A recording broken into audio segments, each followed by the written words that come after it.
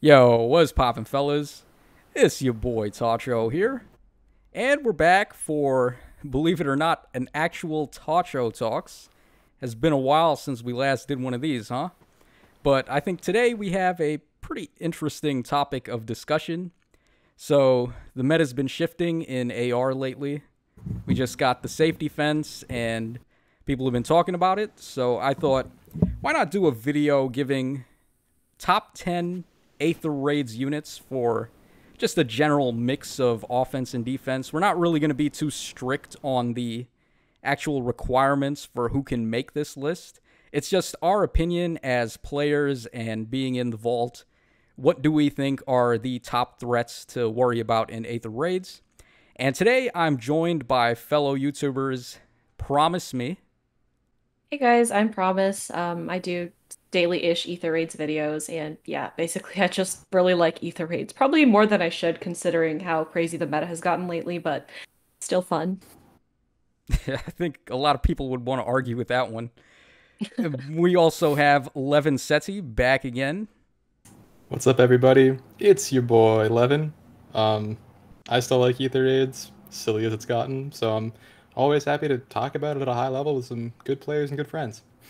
All right, I'm going to have to charge you tax on that intro, but let's just go ahead and get started here with our top 10s. And the format that we're going to be going for with this is all three of us have actually came up with our own top 10 lists.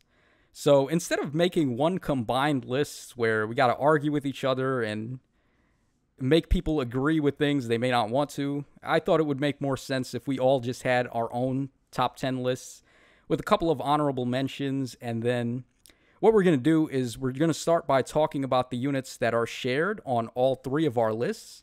And then we're going to divulge a bit and talk about the units that are different on our lists. So without further ado, let's go ahead and get started here. And the first unit that's shared among all of our lists is Legendary Sigurd.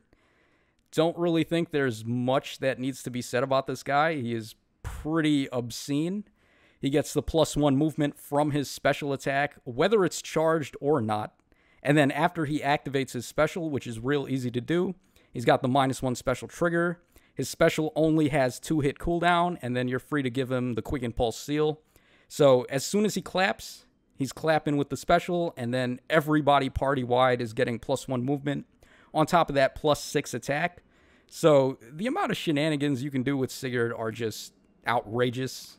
I really think he's one of the most overtuned units in the entire game, and he's actually my pick for the best unit in the game. Not sure if my cohorts will agree with me on that, but I digress. If Promise has anything she wants to add, go right ahead. Yeah, I have quite a few problems with the way Legendary Sigurd was implemented as a unit. I think the first problem I have is obviously the fact that he's giving the +1 movement to everybody. We've never seen that in this game before. We never saw where it wasn't restricted to, not letting ranged calves do it. I think that was a little bit of a mistake, especially now with Pathfinder on defense as well. They can just reach the whole map, especially if you're stacking multiple knots and Sigurd. Another issue I have with him is that if you're okay, you're going to go ahead and give this extra movement to everybody, but the fact that it is a essentially a one cooldown special for him, I really think that something of this power level should have at least been 3 or 4 cooldown. And the fact that it's 2 cooldown and they gave him a slaying weapon as well just means it is way too easy to activate. Like you said, with Quick Impulse, that's really all you need. So, not a fan of how strong this unit was, and I don't know how they didn't foresee the impact that he would have on the meta, or maybe they just didn't care. I'm going to have to go with they just didn't care, which seems to be a running theme with a lot of these recent units. So, Levin, you want to add anything to that? Yeah, I think you guys have covered it pretty well. He's really strong, maybe strong in ways that we don't really didn't have and still don't really have the greatest counterplay to. I'm not gonna sit here and act like stall ploy will do anything. And yeah, I do feel like probably would have been a little bit better balanced if maybe his special had one more cooldown or didn't activate if he died in combat, but those aren't the case, so he's just amazing. And also I do want to say, I feel like mostly people think about him on defense, And I think that in the safety fence meta, he's become way more viable on offense too. So truly an all-round threat. Oh, absolutely. I've actually been using him on offense this season myself, and he just shreds. Just the +1 movement to everybody opens the door for so many plays. He can actually player phase and kill Saros just based on his damage reduction and getting the special off when he initiates. So after he kills Saros, he's obviously going to be below Wings of Mercy range, so you can jump to him and just start up a chain of attacks and go for the KO. So he's ridiculous, and I also really like that you brought up Stall Ploy there. I think it goes without saying that if they feel the need to release a skill like Stall Ploy, which is so obviously invented to deal with Sigurd personally, it just goes to show that he's way too good. Stall Play is a skill that does nothing unless Legendary Sigurd is on the map. Pretty much. And well, even then, I don't think it actually does anything, because if you have one move, you then just get danced and get your movement back. Yeah. So. Yeah, or you could be in slot 7 and just end your turn right away anyway and get danced and Stall Ploy vanishes. Or Rod Recovery or Kia Staff or whatever just gets rid of it. I guess I do not think they thought out that skill at all. Well, I think the safety fence makes it a little bit better, but I guess it's still super niche. Like, why would you run that skill? I cannot imagine foddering a 5-star seasonal unit for that skill. That is such...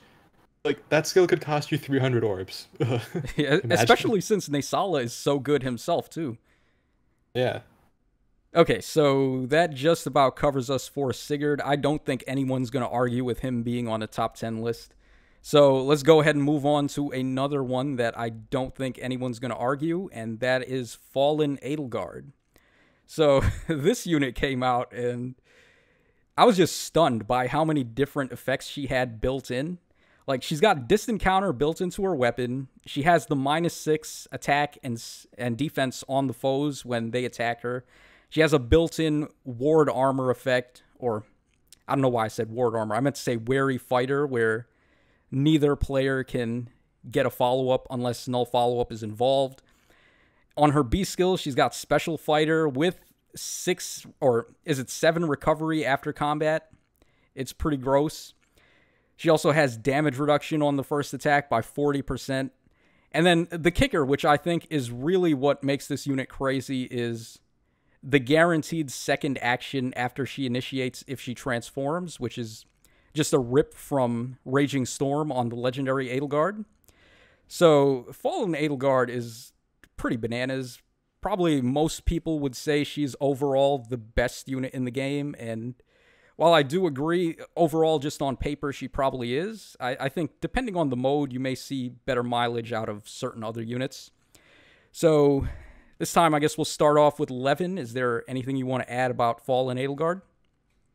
I always really wanted to just deny Fallen Edelgard and be like, this unit's not that good, and it's just not possible. It's just, the argument is not tenable. It can't be held.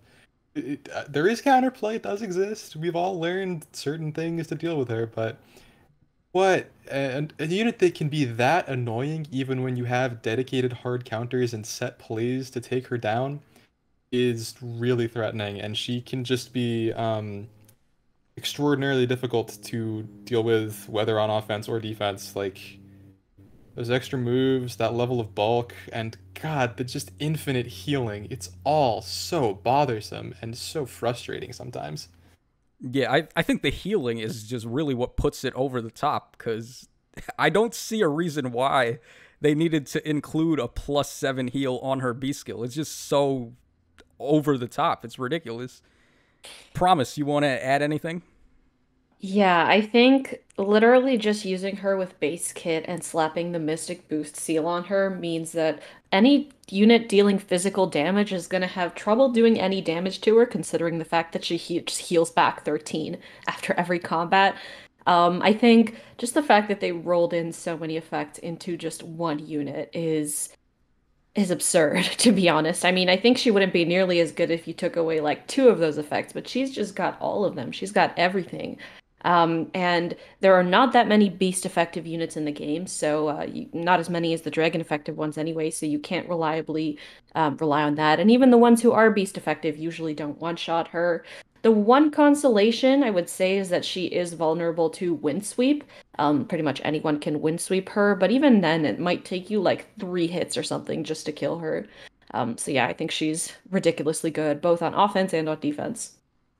Yeah, she's a serious problem, and not all teams are going to benefit from having a wind sweep dedicated offensive unit for specifically killing fallen Edelgard. So she can really throw a wrench into a lot of different setups. So if you're not running super offense or like a balanced mix of offense and defense, then she can definitely be a troublesome unit to deal with.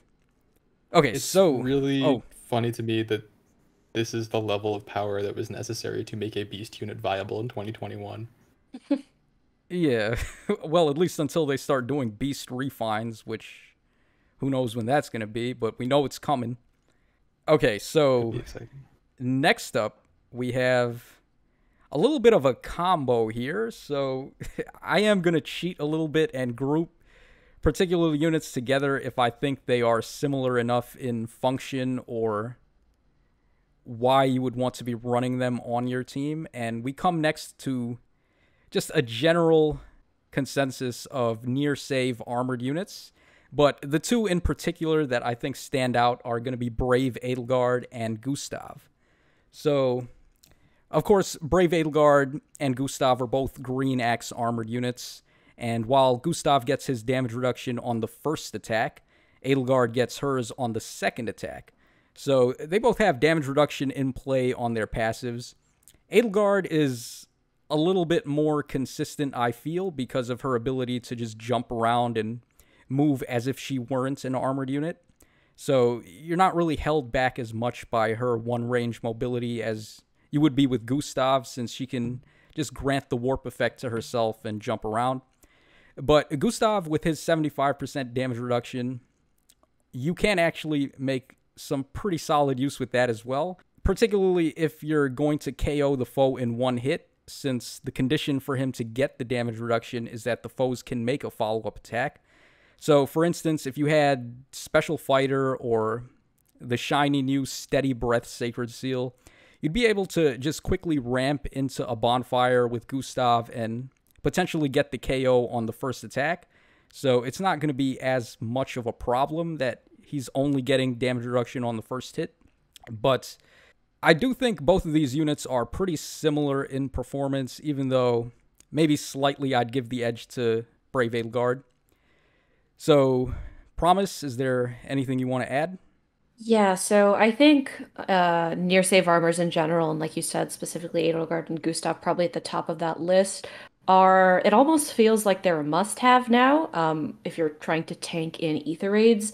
Just the strategy of using a ranged tank and then a near save armor behind them is it clears like 99% of the maps in Aether Raids because it helps you deal with Sigurd, it helps you deal with Note on defense. If there are any other one range threats, like you don't really see Eliwood anymore, but Niffle, I feel like, is going to become more common as well.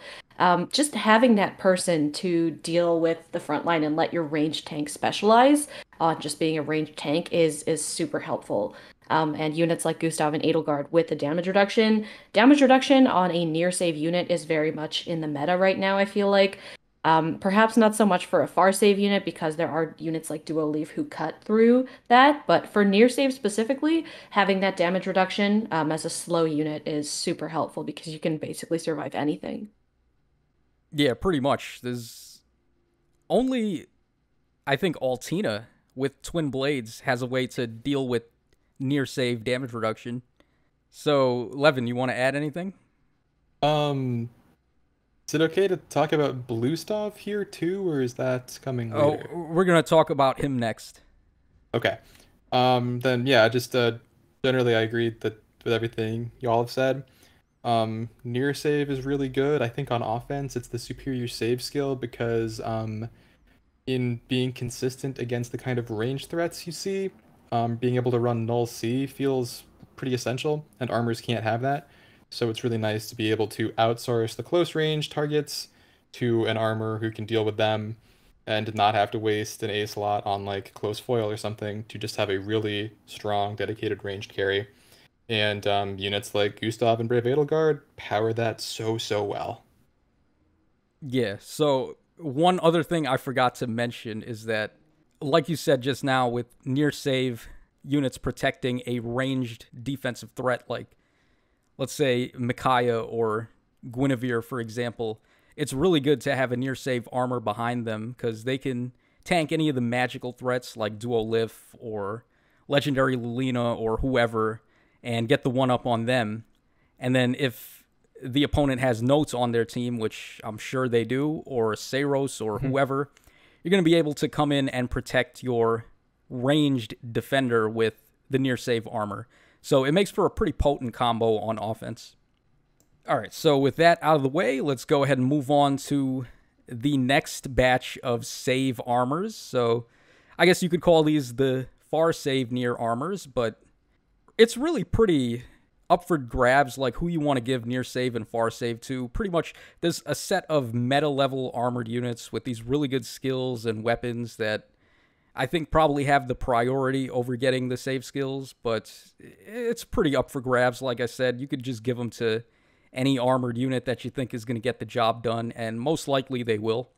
But like I said, we're only talking about top 10s here, so for the far save armors, I want to bring up Brave Hector and Blue Gustav, like Levin wants me to call him, but it's actually Pirate Surtur. So these two are pretty insane. Pirate Surtur is literally a carbon copy of Gustav, except as a lance unit.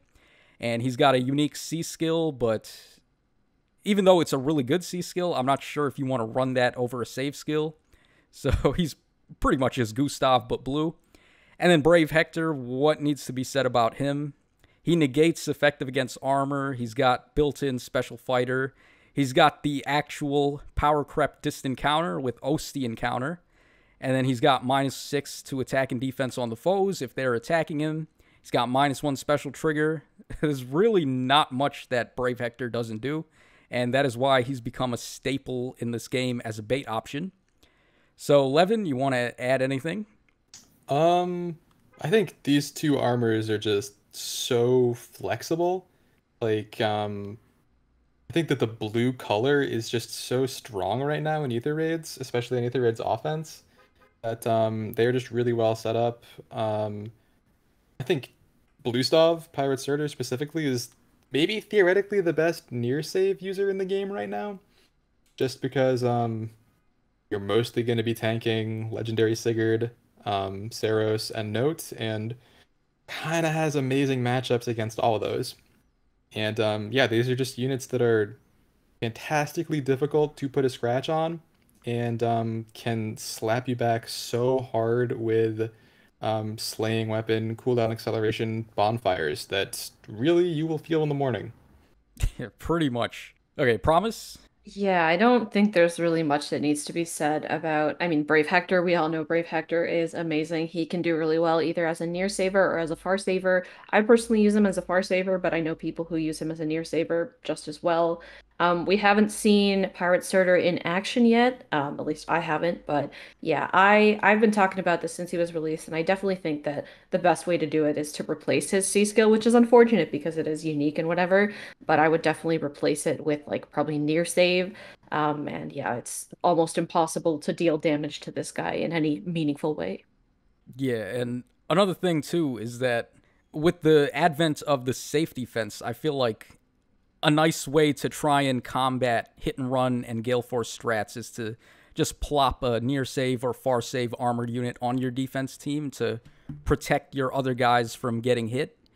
And both Brave Hector and Pirate Surtur, as well as Brave Edelgard and Gustav from earlier, all of these guys can fit well on defense teams as a deterrent for those types of strategies. So with that out of the way, let's go ahead and move on to the next unit. So we're done talking about broken armors, finally, and we come to the first duo hero of the batch. So we've got Dancing Sigurd, Duo Sigurd, Masquerade Sigurd, whatever you want to call him. This guy is, in my personal opinion, probably the best dancer overall. He's got the 3-range move, being a cavalry type. Not only that, but he's got a ranged weapon as well, so he's able to reach 5 spaces across the map. And I think it's his existence that really sparked the need for the safety fence, because he's the only dancer that can really start up a unavoidable turn 1 trap in Aether Raids, and before the fence there was just nothing you could really do about him, coupled with slot 7 or Pathfinder, and then you have odd recovery as well to prevent them from using isolation effects. It just got really out of hand really fast. So Dancing Sigurd is definitely my pick for the best dancer. And on top of that, he's a pretty good defender as well. He's got damage reduction against magical type weapons. His res and attack are just through the roof. And on top of that, he hits like a freaking truck when he's adjacent. And he's got attack and res bond 4. And I like to give him attack and res bond as the seal as well, just to pile on the damage even more. So with that out of the way, let's go ahead and hear Promise's opinion on Sigurd.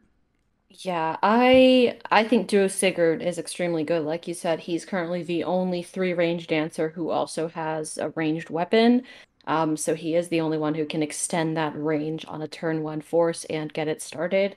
I think his combat potential is okay, but I do think that the second we see another ranged cavalry dancer who's also got like good speed maybe and good attack, I think Sigurd will definitely go out of fashion a bit, because he really only has a good matchup against like ranged units, and specifically magical units, because of his really high res. But yeah, I think his main utility just lies in the fact that he is a cavalry dancer with a ranged weapon. Yeah, pretty much. And not only is he the only ranged cavalry dancer, but he's the only cavalry dancer just period. So that definitely owes a lot to his usability, I think. So, Levin? Yeah, he's a super, super unique unit, the only dancer who unconditionally has that kind of movement. And that means that he's the only unit that can power a lot of strategies. On top of that, he's a duo hero to power whatever duo buildings you might need.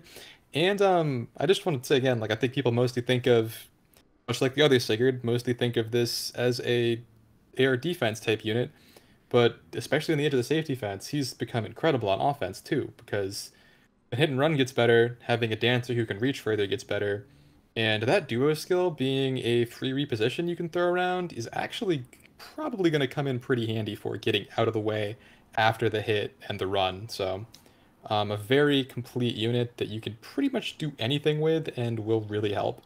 Yeah, so funny you bring up the duo skill, because I feel like his duo skill is one of the more deceptive ones, where on paper it looks pretty underpowered. It's just a reposition, like big deal, compared to, I don't know, maybe duo Peony with the extra action that she can grant, or Mikaya with dominance or something. But it's actually a pretty clutch duo skill if you have managed to deal with their duo's hindrance. You can just reposition for free any units that are near him, and then either go for a dance, go for some other strategies, or improve your position, which positioning is basically everything in the game right now.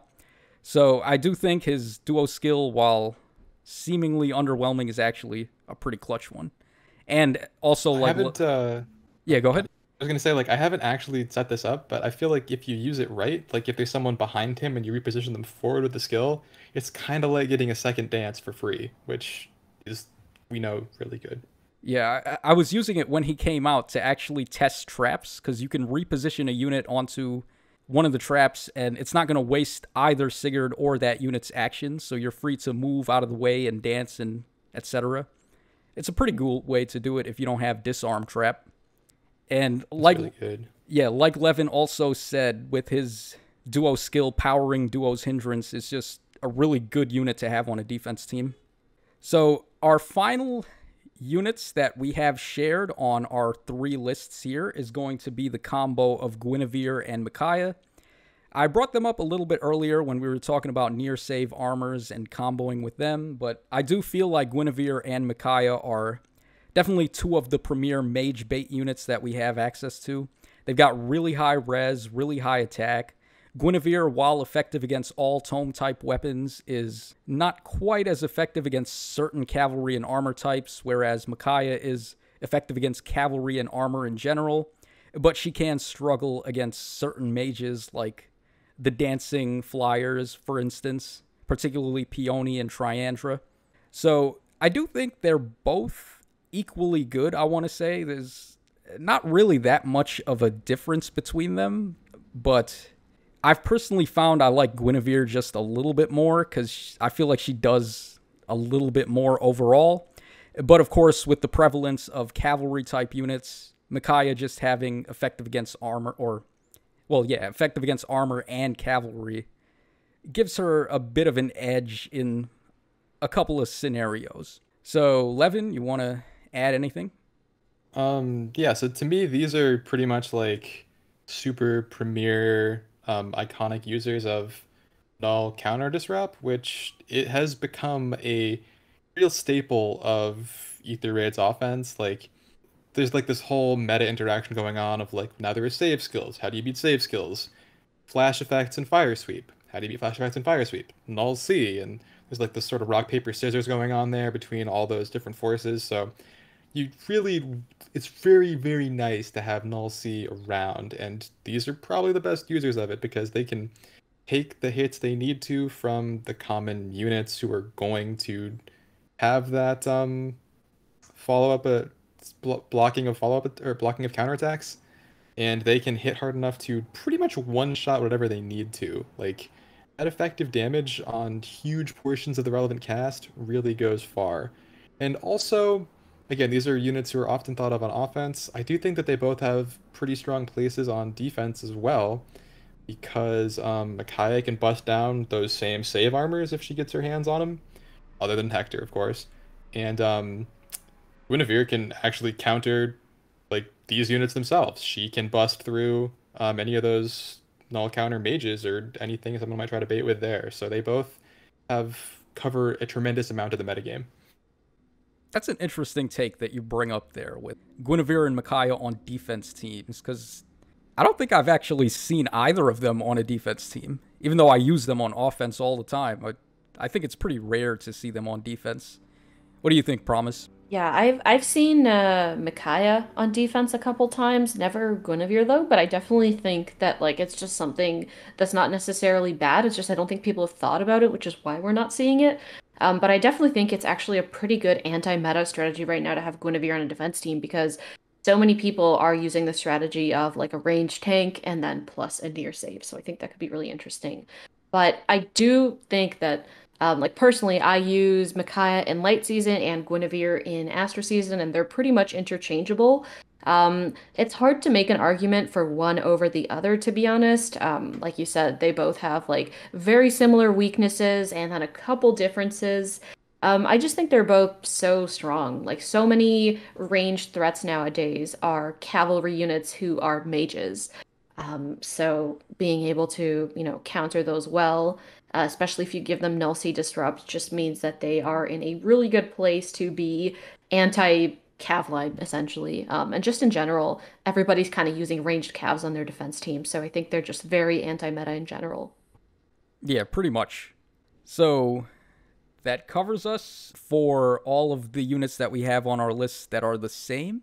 So what we're going to do now is we're going to break it up a little bit because the remainder of all of our top 10 lists have some interesting differences, but we do still have a couple of cases where a unit shows up on 2 of our 3 lists while one other person doesn't have that unit on their top 10. So I think what would be more interesting is to hear the dissenting opinion as to why that person doesn't have a unit on their top 10. And the first instance of that is going to be with Duoliff and Legendary Lolina. I have them grouped together because at the end of the day, they're both just cavalry red mages, which is why a lot of people like to run them on defense teams. They're both a nightmare to try and bait, with Liff having guaranteed follow-up, +6 to all stats, and eating through damage reduction, while Lolina has the spread damage with her AoE special, and she just hits really hard. So the person that didn't have either of these 2 on their list is Levin. So, Levin, why do you think Legendary Lolina and Duoliff are not worthy of being in your top 10? So I want to say first that if I was allowed 11 units, the Legendary Lolina was definitely number 11. I had to cut someone at the end, and it just so happened to be her. And the reason for that is that in selecting my top 10, I tried to select for um, either units that do something that no other unit can provide, or units who are like just almost inarguably the best at whatever role they provide. And the thing about Legendary Lolina is that there's multiple units that can fill similar roles to her. Um, both of these units have their applications on offense and defense, and can actually set up some really interesting things, like used correctly. Like Lolina splash damage can make everything that much harder for the other units to tank whatever they might need to. And Legendary Leaf's recoil damage can set up weird Wings of Mercy shenanigans or Vantage stuff on offense.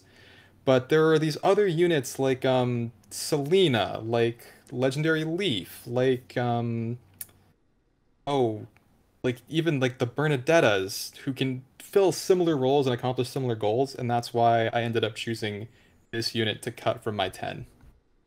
I'm offended that you didn't mention Reinhardt. Oh yeah, of course. I'm sorry. Yeah, that's obviously like the best choice. Yeah, perhaps. Obviously. Oh, so what are your opinions on Duoliff then? Because mainly you were talking about Lolina there. I think so. I think that my experiences, I find it just slightly harder to deal with Lolina on defense because dealing that out of combat damage to a range is more difficult than accepting red damage to one unit. Like there are more ways to control that sort of, and when someone has like 80 attack and is hitting out of combat, that really like Luna can run like quick impulse blazing special blazing wind, yeah, and that just kind of kills pretty much everything in the game. And also, I do think that on the offensive side, she's a little bit easier to use because she doesn't have the same positioning requirements. It doesn't chip down your team to attack. So if you're going to hit and run with one of them on offense, I do feel like she's just a little bit more consistent. That's my feeling. Okay, that's fair. Now, see, for me on defense, I like Liff because just having more duo heroes powers up your duo's hindrance a little bit more. And not only that, but his ability to tank almost as well as he can attack is another one-up that he has over Lolina, I think, because Lolina's made out of paper. She's going to die to anything that sneezes on her, while Duoliff is actually incredibly tanky for a mage. It's very hard to kill him without a super aggressive unit yourself. So I do. Bulk is really stupid. That is true. That is really true. Yeah, and I think that makes him a little bit more threatening, in my opinion. Also, you can use him on any season, whereas Lolina is semi-restricted to fire season. I guess you could use her whenever, but if you want to maximize points or anything like that, then fire season is where it's at for Lolina. So they're both tremendously good units. It's really just comes down to preferences and opinions, I think. Yeah, pretty much. Promise, you want to add anything? Yeah, the reason why I've got them on my list is that they are both units who, well, actually they are somewhat different in the sense that the way to deal with Lolina is to have a unit like Mikaya or Guinevere, or basically a blue unit with really high res who can easily take that, or far save, obviously. Whereas for Duoliff, you pretty much have to have like null follow-up, and you also have to have really high resistance because of Fatal Smoke, and you can't heal off of him. And he's also very difficult to kill. I've definitely had occasions where I thought someone would kill and then they didn't, and then Wings of Mercy happened, and we all know how that goes and sets off a chain of events. So yeah, I think they are both extremely oppressive units, and they've only gotten better with the introduction of Note and Legendary Sigurd. Yeah, I agree. Okay, so next unit on two of our lists is going to be Duo, or I guess I should say Harmonic Catria. So I have her on my list, and Levin has her on his list, but Promise does not have Catria. So Promise, you want to explain your reasoning behind that? Yeah, so very similar to what Levin said, she is probably 11th on my list, and I feel like my own personal experiences facing her in Aether Raids have kind of maybe made me see her not as strongly as some of these other units. I think on the right setup, she is a beast, and she makes herself and the rest of the team extremely threatening to a point where you simply cannot tank that team. But I think from the teams that I've faced, I've only ever faced one team with duo harmonized Catria on it that actually gave me any kind of problem with tanking. The rest of them, it can be difficult to set up a team where the ranges overlap enough that triangle attack will actually activate. I just think a lot of the times, a lot of units tend to overextend themselves, especially if you're using ranged calves. So triangle attack won't always activate, but she is extremely strong in the sense that she does give that orders to herself and other people, and she obviously enables the duo's hindrance structure as well. So I do think she's very good, but I just think it's hard to use her optimally. Yeah, that's a fair point because I think that's how a lot of people actually thought about her on the first sight when she revealed on that trailer, because you look at her passive and it's a little hard to really mentalize how that's going to play out in game, because she has the ranged ground orders. Well, I shouldn't even call it ground orders because it's just straight up better.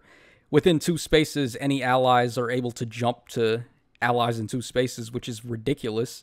And then on top of that, the triangle attack effect, which I'm going to be honest, I think I kind of undersold that when I first saw it. Because it's easy to say, oh, you got to have 2 units within 2 spaces. How often is that going to happen? But it's actually not that hard to set it up right.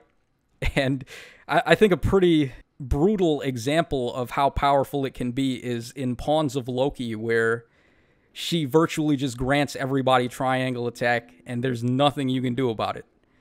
So, okay, we just lost Levin for a second there. Probably an internet issue.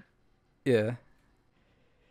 Okay, so, fellas, we had some technical difficulties there. Unfortunately, Levin's internet cut out just as I was about to ask him about Duo Catria, or Harmonic Catria. I gotta stop calling them duos in place of harmonics, but you guys know how it is. So, Levin, what are your thoughts on Catria? So this is probably reactionary. This is probably overzealous and controversial just for the fun of it, but I have a weird feeling that Harmonic Catria might be the best unit in the game. And if you want to see why, check out my YouTube channel. I probably lost to her the morning that you're hearing this, so you can see that there. But I just think the utility of giving orders to the entire team is huge and creates like some of the most unpredictable and wacky AI interactions that you could imagine, which alone makes them a disgusting defensive unit. Triangle attack on top of that can create some pretty untankable setups. And despite being thought of as a defensive character, both of these aspects are also really good on offense. Like that level of movement and that access to that sort of offense can be really disgusting, and I think more than ever in the new safety fence meta, that's going to be viable on offense as well. Plus, their harmonic skill, if you have someone it works with, is actually very strong in the late game if you need to just deal with someone like Fallen Edelgard or some other strong, difficult unit like that. Is her duo skill? I completely forgot. It's like guaranteed follow-up and guaranteed desperation stats. Yeah, so Okay. she lets you quad instantly if you get the or triangle attack effect. Yeah, it's pretty much a one-turn delete button on a strong unit. Yeah, if you have the triangle attack, it's almost comparable to dominance in terms of how much damage you can deal with it. Mm-hmm. And the games that it's limited to are a little bit weird, but there are some really strong units in there, like any of the Celicas, Legendary Alm, Brunia. Some of those are some examples that it works with. Yeah, and like you said, I think really, even if she didn't have the triangle attack effect, just the fact that she grants the jump to allies in 2 spaces, I think that's already enough to put her over the top. Because like you said, so good. The shenanigans you can pull off with units just jumping all over the place. And yeah, we've seen it on Peony, because she can grant the same effect basically when she dances, but it's nowhere near as consistent as Catria just doing it party-wide right at the start without having to use an action. So I do think she is one of the most ridiculous units in the game and definitely deserving of being in top 10. She's also a strong combatant on her own. I didn't even mention that, but she can hit like 80 attack or something, which combined with triangle attack is very scary. She can power through Brave Hector, I'm pretty sure, once she has the full quad available to her. Yeah, under the right circumstances, she can pretty much do anything. Yeah. Okay, so that covers Bride Catria. Let's go ahead and move on to the next shared unit that we have on 2 lists, but not 3. And this one's actually a bit of a surprise to me. So both me and Promise have Note and Seiros on our lists, simply because they grant access to slot 7 on defense, and they could be, in my opinion, complete trash units, and they would still be on my top 10 just because of the amount of shenanigans you can get out of slot 7. But to throw salt in the wound, Note having Pathfinder and just being a pretty solid brawler in her own right, she can definitely do some combat, and her speed and attack stats are just through the roof ridiculous. I think they're definitely deserving of being in top 10, but Levin does not have Not or Seiros in his top 10, and I'm pretty curious why that is. So in making my top 10 list, I focused in on making a generalized list of units who are good no matter where you put them in Aether Raids, basically. Like, can do offense and defense both seasons to some extent. And I do think that these defensive mythics are very strong units, but are not viable in all content. Like, they're sort of locked to one season, and maybe you can run off-season defense teams, but going on offense just tanks your score. So to me, that is sort of disqualifying from the criteria I was working with. I understand that it's a little bit of a silly approach to take because, like Dark Season tier list, yeah, no, it's probably number 1. Like, easy. Incredible unit. Unbelievably strong. Just the fact that she can't be run on offense, she doesn't give you the best odds on anima, is what guided that decision. So I think it's not a question of how good the unit is, but a question of how you define the list for me. Yeah, I guess that's a fair take. So, Promise, your thoughts on Note and Seiros? Yeah, so I didn't actually have Seiros on my list, but I do think she is probably the best anima mythic in the sense that you need to run her or else you don't unlock the 7th slot. I definitely think that's going to shift a little once we get a new anima mythic, but for now she's really, really good.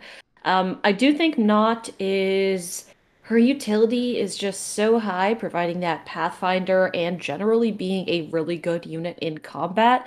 And coming with Menace, which works really well with her weapon as well. She is just generally a huge annoyance that makes the rest of the team much stronger and can also be surprisingly difficult to kill herself. So that's why I've got her in my top 10. Yeah, that seems pretty fair. And I'm going to say this. If they ever release Pathfinder on a unit that's not a mythic hero, I think that's probably going to be the biggest game shift they could ever do, because Pathfinder is just, in some ways, it's more ridiculous than Kanto is, and I thought Kanto was the strongest skill effect that they added since Book 5 started.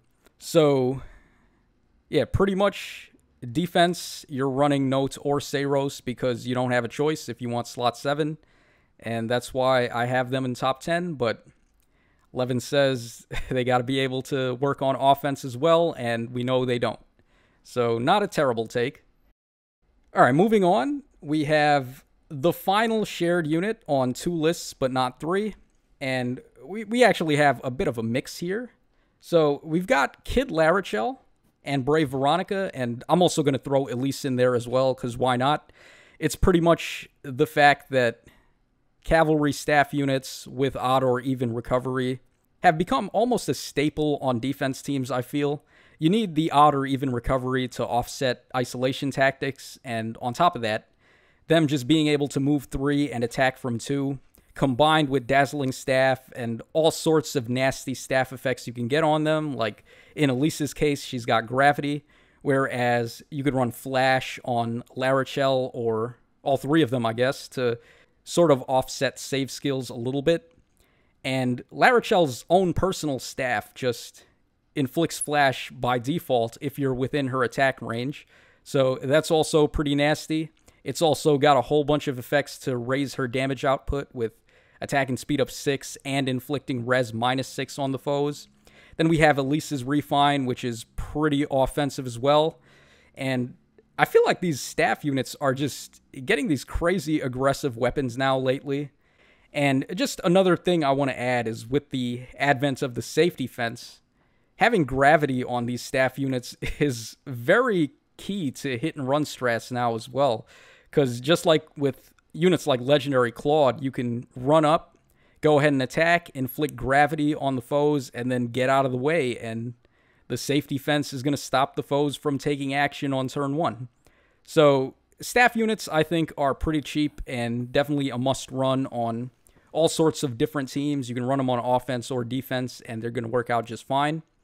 So, Levin, once again, you are the dissenter. You do not have any of these cavalry staff units on your top 10, so let's hear why. I think this is pretty similar to the reasons I've already given for not including things on my lists, but it's very much a case of, I sort of feel like Flash is probably the best staff in the game overall right now, and it's sort of run approximately equally well by many different cavalry staff units. So it felt to me like difficult to pick just one or even like a two, which I guess we've sort of made exceptions for on this list, to put in that role. And I also do feel like the odd even recovery skills have sort of lost a bit of their luster with the safety fence. They're still good, they're still definitely relevant and will definitely earn you wins, but they are, whereas 2 months ago, there was no counterplay, really. I mean, there was counterplay in the sense that, like, you could initiate on turn 1, you could position around it or whatever, but you could not do anything to stop, like, the setup will do what it's supposed to do. And now there's much more of an option to interrupt that, so I do feel like that has also decreased the general usefulness of a staff unit. And I think that gravity has become more valuable than ever, but I don't think that a staff unit is the best user of gravity. That's right, I'm talking about Leo. Just kidding. Okay, I was about to say. All right. Right, so, Promise, you want to add anything about the staff units? Yeah, I think the utility that is provided by a staff unit, not only being able to provide flash or whatever other effect you choose to run on their staff, but also being able to run a recovery skill, I think that's extremely strong because obviously with safety fence, maybe odd recovery isn't quite as reliable as it used to be. But I still think you almost kind of need to have some way to clear isolation on your defense team if you really want it to be strong. So having a staff who can do that is extremely helpful. And that's kind of why I've got them up there in the top 10. Yeah, there's not really any arguments from me on that. I think they are basically must-runs, and that's why these three in particular with Larichelle, Elise, and Veronica, I think they are the premier ones to run if you want to run a staff unit, but I feel like there could be a status quo change on that very soon with Brave Camilla's upcoming refine. So we'll have to wait and see and take a look at how things unfold for her. But for now, I am calling these cavalry staff units the best choice to run. So finally, we come to the end of our lists, and at this point now we have units that are on some of our lists, but not shared on either of the other two. All right, we're going to start things off with Promise because she's got one unit that's on her list and not on the others. So, Duo Peony, what are your thoughts on her? I am honestly surprised that neither of you has her in your top 10. I think I know that this might be an unpopular opinion, but I think she's actually better than Duo Sigurd.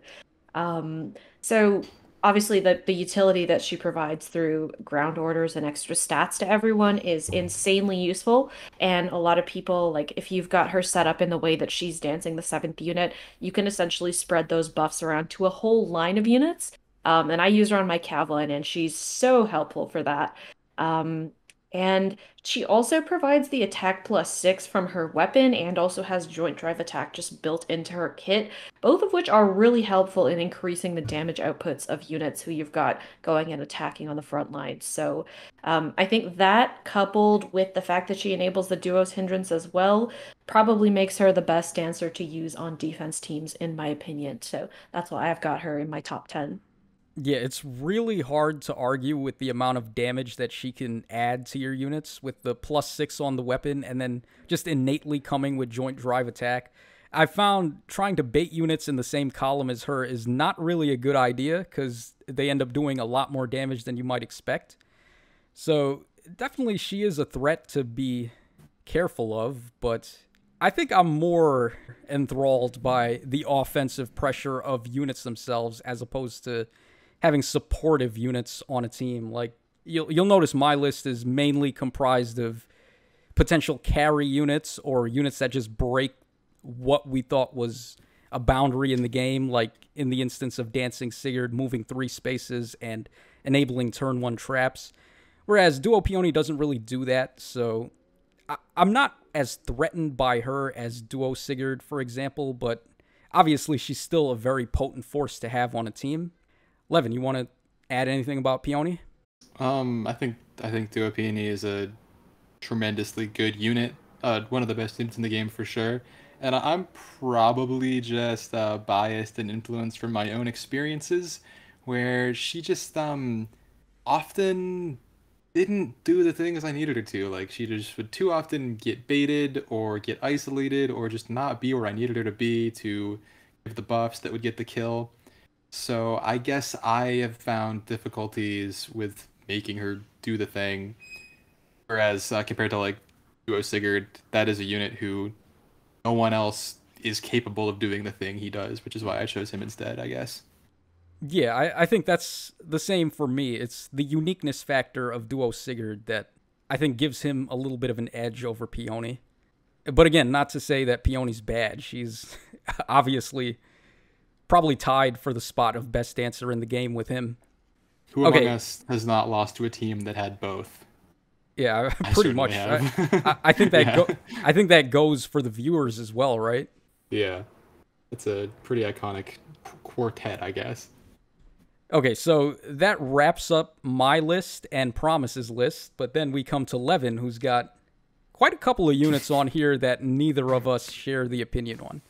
So, Levin, let's start with your thoughts on Winter Bernadetta. Why do you think she's a top 10 unit? All right, let me just crack my knuckles before I get into the hot seat right here.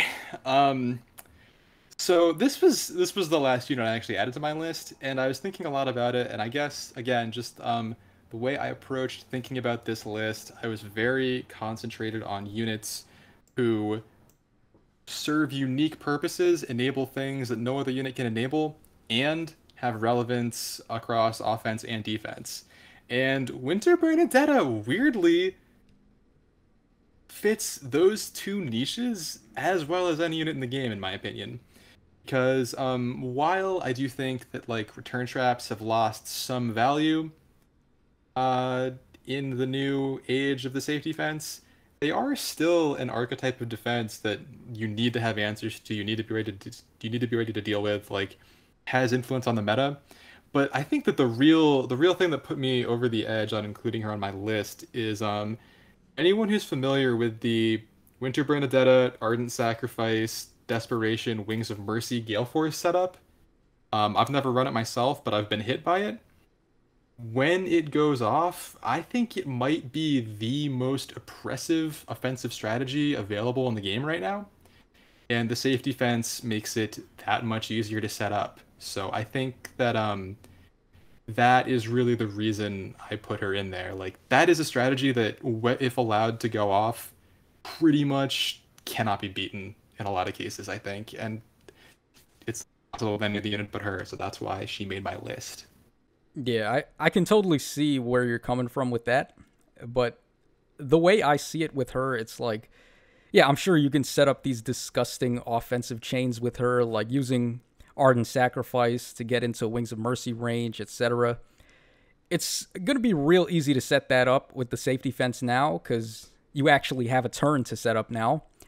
But I feel like the same applies to a whole lot of other strategies as well. It's just the only limiting factor is how creative you are at coming up with a strategy, because I feel like there's a whole bunch of different ways you can play offense now with defense that would all be pretty much unopposed by defense teams. So, Promise, you have anything to say about that? I think she is very unique, but in a way that is also uniquely inconsistent.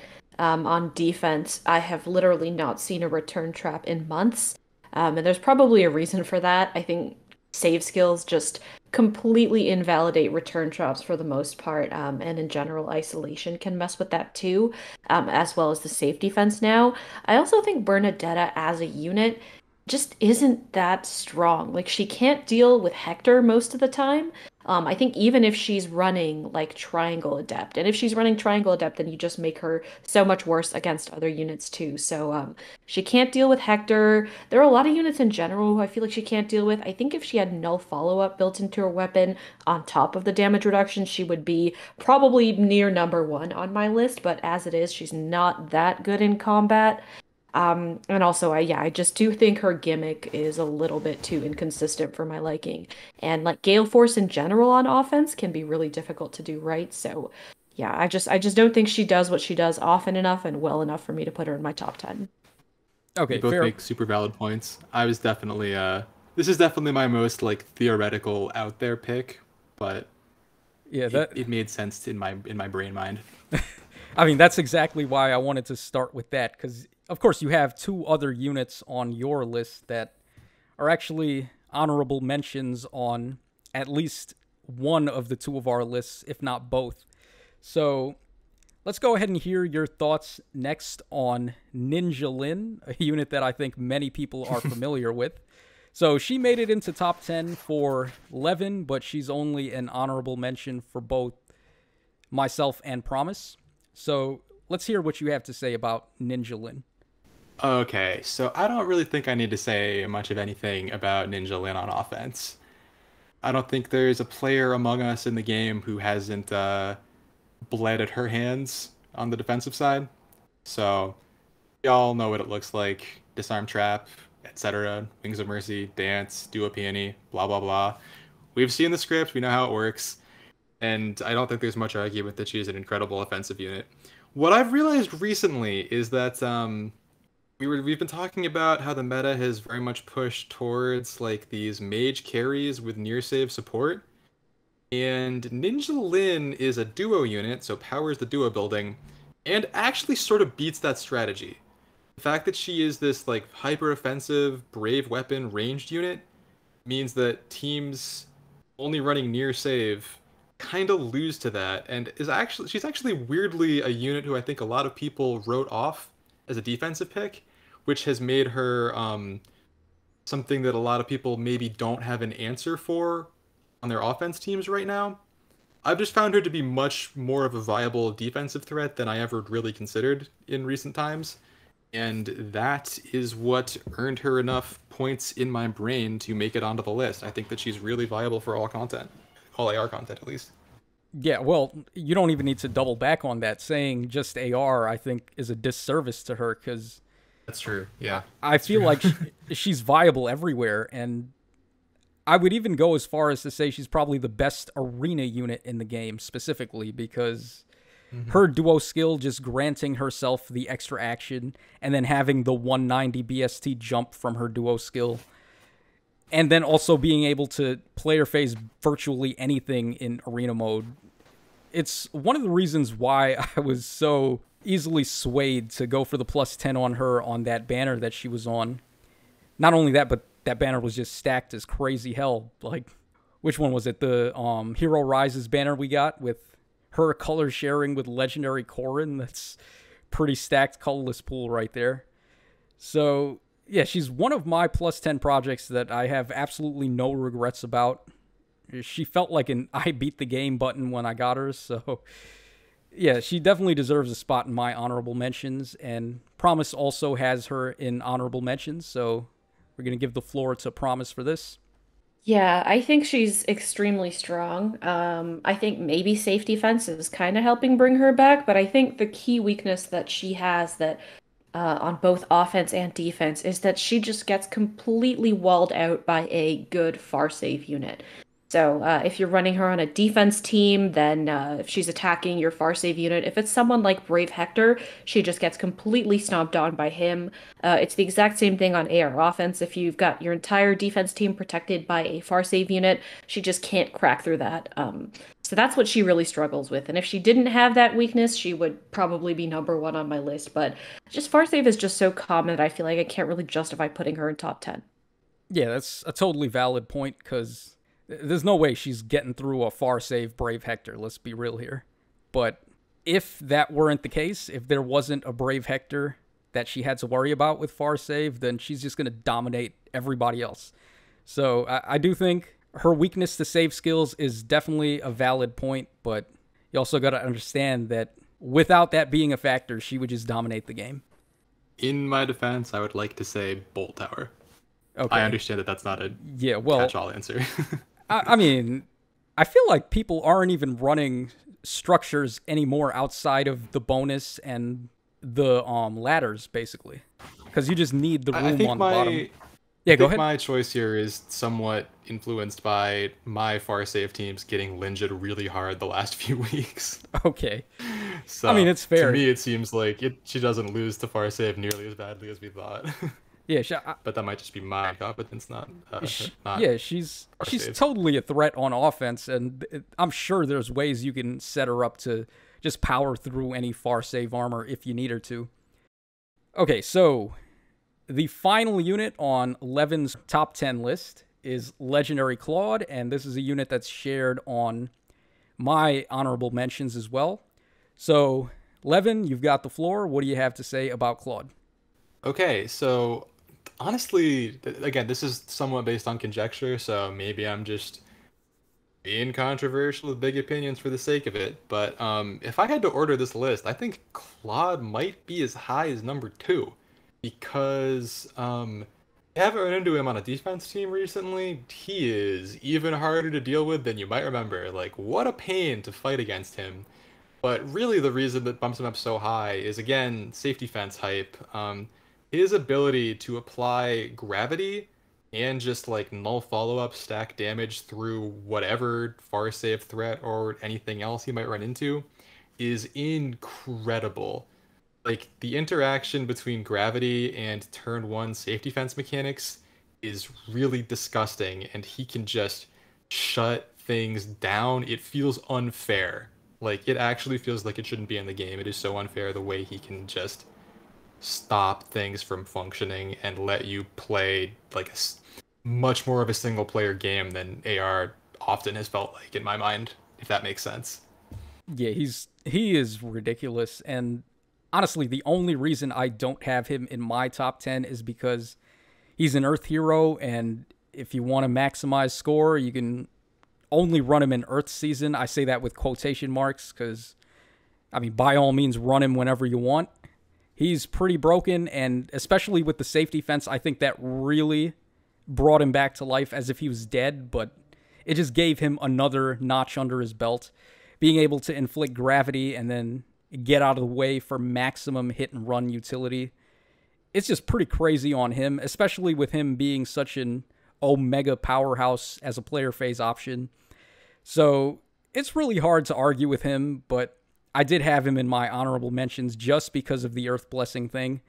And I also wanted to say this again. We brought up Brave Camilla's possible refine already, but I feel like if she gets anything that just adds more to her offensive prowess, she's basically going to be Legendary Claude, except outside of any blessing locks, so you'd be free to run her whenever you want.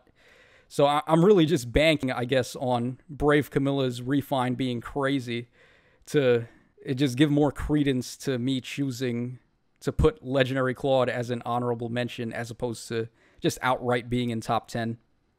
I think it's very likely that if this list were to be remade in a month, Brave Camilla would probably get a spot. Yeah, most likely. We've seen what they do to these Choose Your Legends refines. They really don't hold back. So I think it's safe to say she'll probably be the next legendary Claude situation. Yeah, So, so I'm supposed to be the Claude simp here, and I don't even have him in my honorable mentions. I think part of that is influenced by the fact that it just feels like everyone is sleeping on him, so you never see him. I basically never run into him on offense or defense, so maybe my judgment is clouded by that, not really having seen him in action. And I've been struggling with using him on offense, and I've got a +6 Claude and everything. It's just I find that so many teams have their traps placed in a way that makes it really difficult to go in there on turn one and, actually snipe someone meaningful. And while like safe defense, I would say does help with that. Let's say they've got like a odd recovery unit on their team, that completely throws off his gravity. And if you're not able to snipe that odd recovery unit, that just completely throws off your whole turn one strategy. And I think he's obviously not able to run disarm trap like Linja, so like despite all of his offensive prowess and basically inability to kill him, I've just had such difficulties getting him in there against well-built turn one teams, specifically because of the traps and the placement of the unit that they've got there. Maybe I'm just like not playing well, but like I just find myself not turning to him for a lot of maps just specifically because of the trap placement. okay. Yeah, I gotta admit, I haven't really been running him on offense that often. I've only just started because with the fence, he just seems pretty over the top. So maybe I'll have to use him a little bit more, and maybe after I use him a couple more seasons, then my opinion will turn on that. But for now, I haven't really had that much issues with traps or anything of the sort. I think he just does what he needs to do well enough that he is at least good enough to be an honorable mention for me. He's certainly not the answer to every single map. That is definitely true. But from what I've found, even before the safety fence, like the ways in which he is strong are not ways that most people account for in building a defense team, and he can really disrupt things in ways that feel too easy sometimes, I guess. You Just because were again, it's not. You Yeah. were also using him with Catria, I think, at some points, and I can totally see Oh why yeah. that would make him way, way, way stronger than just getting two hits in. Because he does sometimes struggle to cut through far save armors like Edelgard, Fallen Edelgard, Brave Hector if he's just got the two hits, but with the four hits, he can just literally murder anything. Claude and Catria together on offense or defense will kill you. Will super, super kill you. Yeah, I Like the can one thing they do. I can totally see that being a thing. Okay, so there's just one final unit that I have an honorable mention for that I wanted to bring up, but neither Levin or Promise has in their honorable mentions. So that unit being Summer Keda, Sheeta, Sita, whatever you want to call her. Honestly, I'm just Camp Keda because that's how it's spelt. But her Say Japanese, it like that too. yeah, her Japanese name being Sheeta is also acceptable. But if you call her Sita, then I don't know if we can be friends, man, because Sita, like, that's not even a name. But all jokes aside, this unit is insane. Having effective against not only armors, but the weapon triangle as well, on top of that, colorless bows, I feel like she just powers through any armored unit that has a save skill, regardless of anything. And I've got her on my defense team. I'm using a flash trap, so my staff unit inflicts flash, and then Keda comes in, she gets danced, and she attacks whoever the near save armor is, and they just die. Because they can't counterattack her, they're hit by flash, and then she has flow refresh to get the better half of null follow-up. And it doesn't matter if Hector negates effective against armor, because at the end of the day, he's still a lance unit, and he's still going to get bopped. So I've found that Summer Keda is one of the most potent threats on a defense team, and she definitely got a lot better on offense as well with the fence, because she has built-in Kanto, of course, so you can have her run up and attack whoever their unit is that is free to attack, Kanto out, and then easily reposition out of the way or dance out of the way, and just let the safety fence do its thing and end the opponent's turn, and you just walk out of there with a free KO. So I think Keda is a super slept-on unit. I haven't really seen too many people talking about her, but she seems pretty ridiculous. She also has the best harmonized skill in the game, I would say, with the two-ranged ability to grant dance. So that's another plus in her favor for other modes outside of AR where Duo's Hindrance isn't a thing. Or even in AR as well, if you can find a way to neutralize their Duo heroes on turn 1 or turn 2 since you got the fence. So I don't really see too many arguments for her not being at least an honorable mention. She definitely fits what the meta is right now with these cavalry units that just dominate, and her being effective against armors and swords, lance, axe, and colorless bows is pretty much good enough for me to have her in my top 10 or honorable mentions. So, Promise, you have any thoughts on her? Yeah, so first of all, I'm going to be referring to her as Summer Plumeria because Plumeria is my favorite of the two units. But I think the thing that really holds me back from viewing her as like a top 10 worthy or honorable mention worthy is the fact that I just don't think she beats Vector. I don't think that she does enough damage in one hit to kill. And then she just gets one-shotted back by Bonfire because her defense is not that good. I think there are ways to build her probably if you super defense stack, like with attack defense catch, maybe 2 defense blessings on defense. I think like that, she can probably do it. And then, if you can reliably get her to counter Vector without sacrificing too much utility against other units, I think I'd definitely have her at least in my honorable mentions. But she just doesn't cut through Vector, I don't think. And she doesn't cut through the new Pirate Surtur either because he does the same thing as Vector does. So I think she's amazing. I think if she had some damage reduction built in, I think it'd be even better. Because then I do feel like she would be able to, to cut through some of those units who she just gets one-shotted by. Right, and those are all valid points, of course, which is exactly why I've taken to running her on a flash trap where Vector and Surtur potentially have no chance of counterattacking. So you just get the flow refresh, null follow-up effect, and you hit twice, and you're effective against Lance, and they just die. So that's why... I think on the right setup, she can be extremely oppressive. Yeah. So, Levin, final thoughts on this unit? I pretty much agree with everything both of you said, actually. Like, she is a very, very obviously strong unit, especially, like, has very, very clear applications on defense, though, her stat spread doesn't quite match, like, the role you might want her to play necessarily, which is one mark against her. And I think another thing is just that she's not a super common unit, so there's not a whole lot of data about how much work she actually gets done, I guess.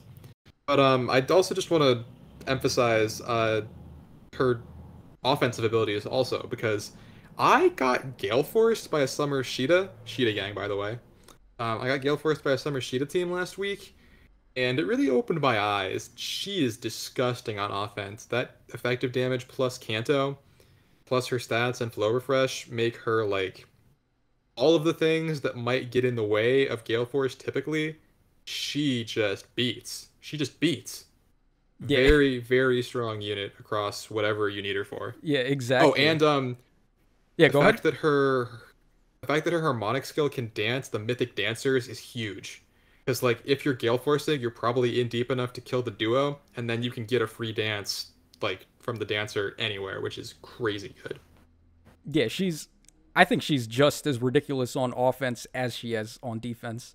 So that's why I wanted to at least have her as an honorable mention. Unfortunately, I couldn't fit her in top 10, but I mean, the game is just so outrageously broken that some of the other units we had to talk about today are just, like, unfair almost. So that's pretty much going to wrap us up for this video. We talked about all 3 of our top 10s. We talked about some honorable mentions. Let us know in the comments section, definitely, if you guys have a differing opinion on what your possible top 10 might be. I think we're all interested to hear what you guys have to say. It's always nice to get different takes and see how the other players feel. But I want to give a nice thank you to both Levin and Promise for hanging out with me today and recording this video. Definitely check them out. I'm going to leave a link to their channels in the description of this video, so do your boy a solid and go ahead and subscribe to these lovely commentators that we've had today. Yeah, thanks for having me. Always a pleasure to hang out and do content with a real OG like Tacho. Make sure you throw him the subscription too, and very glad to be here. Hope everyone enjoyed. See ya. Yeah, thank you, Tacho, for having me on. This was a lot of fun to talk about Aether Raids and the shifting meta, and I think we came up with some really good lists in the end and some really good conversations. So, yeah, thank you everyone for listening, and please let us know in the comments if we are totally off with all of these rankings. Oh, believe me, they'll let us know. That's one thing they like to do in the comments.